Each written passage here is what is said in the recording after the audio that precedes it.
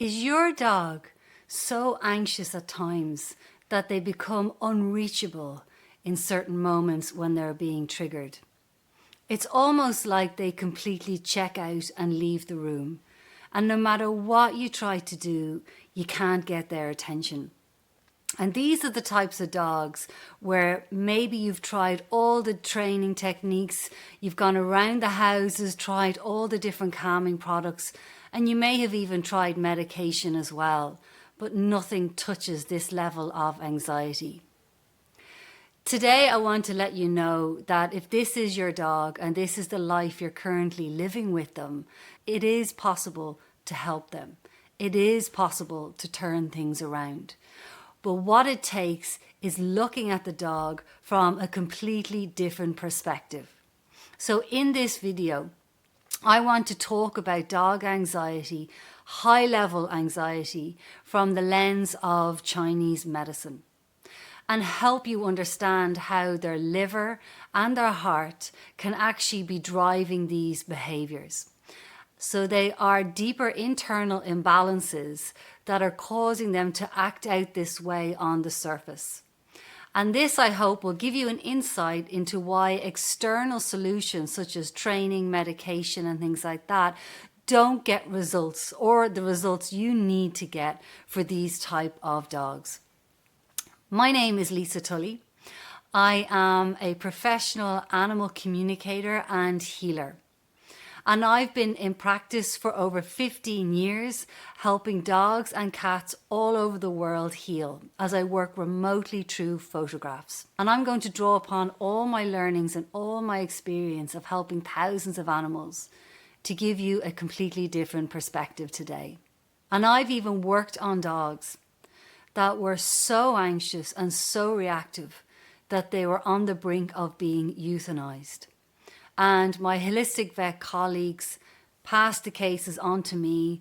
I started to work on the dogs through internal healing, and they got a much deserved second chance at life.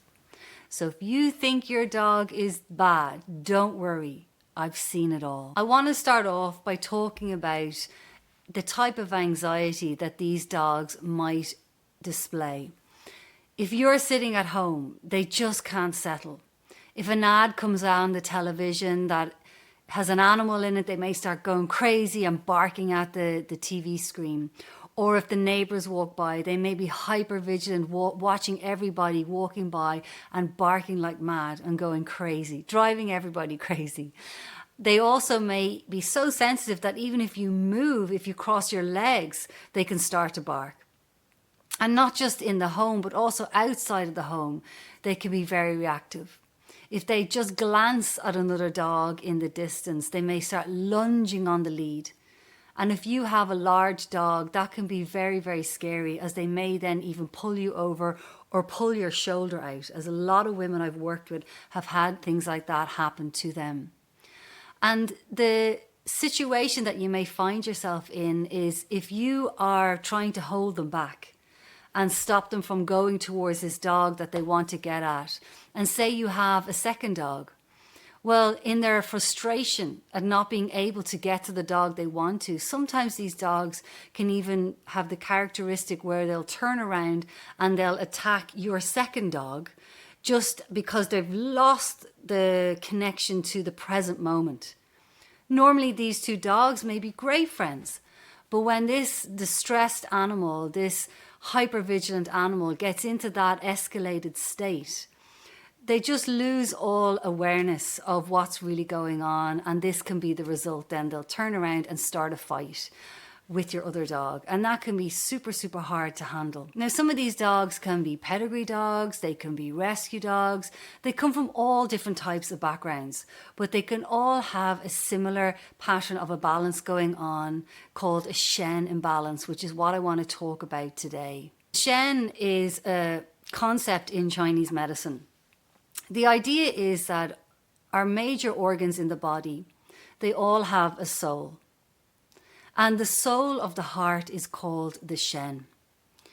And the soul of the liver is called the Hun. And the liver and the Shen, they work really well as a team in the body. They work to clean the blood in the afternoon, and they also work in a synergistic relationship where they keep one another in balance. Now, I'm really going to simplify this concept for you today, but just to say that each animal I work with in my practice, I will still look at them on an individual basis. But I just want to outline to you the overlying principles of this to give you this deeper insight into what may be going on for your dog. So the Shen, the soul of the heart, okay, that needs to be held in the heart. And what can happen is during times of duress, distress, because they're being triggered by a traumatic pattern that's in their psyche from their past, or their whole nervous system is really wound up. But what happens is the Shen, during times of duress, can actually leave the body. This is why they act as though they're no longer in the room. No matter what you do, you can't get their attention because they've literally checked out. All right. Now, the job of the liver usually works to anchor and help keep the Shen in the body. So remember, the soul of the liver is called the Hun. Now, what can happen is when you have an animal that is very nervous, very reactive, very explosive, let's say, hypervigilant, the liver, when they are in a moment of distress, stress, reactivity, the liver will actually contract. Now, the liver is where stress lives, and it's also where trauma lives. Okay, so what happens is the liver will contract in these agitated animals. It doesn't anchor the Shen as it's meant to do, and then that gives the Shen free rein to leave the body.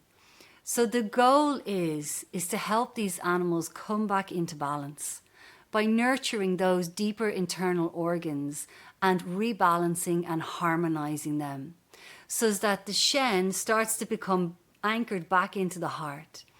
And when we do this is when training can really come to the fore, because they have enough presence to be able to absorb the training and work through the different exercises that you're asking them to do.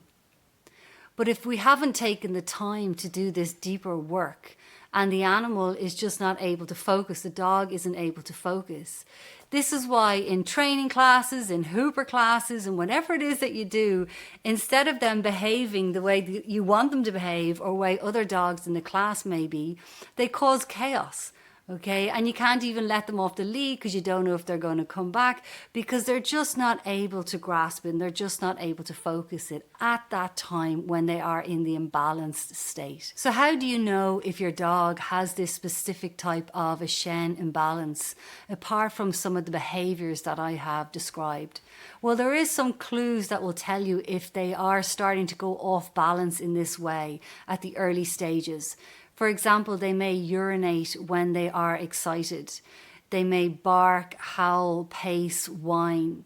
They may get digestive upsets due to emotional disturbances.